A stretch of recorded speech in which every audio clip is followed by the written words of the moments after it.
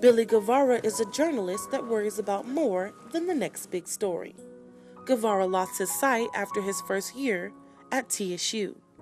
Instead of giving up, the aspiring journalist headed back to school and was not going to let anything hold him back.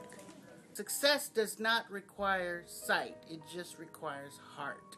And you have to have the heart to do things. It has to be in you. It has to be a part of you. You have to be dedicated.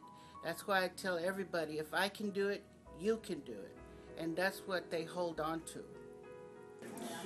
Guevara knew that his disability was not going to block his path, a path he was able to pave with the help of TSU journalism professor Serbino Sandifer Walker, whose guidance was only an office away.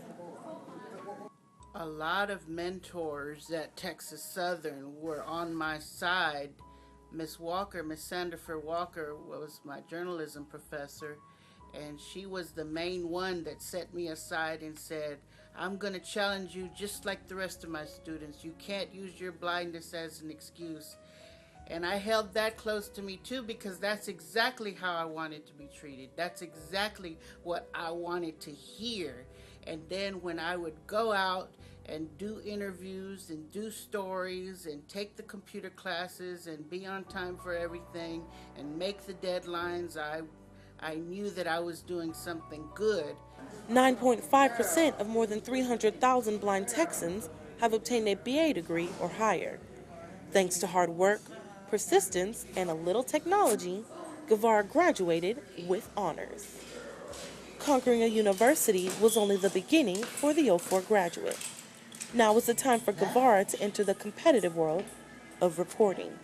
Although Guevara doesn't use his disability as a crutch, others may not always pay him that courtesy. At times, there were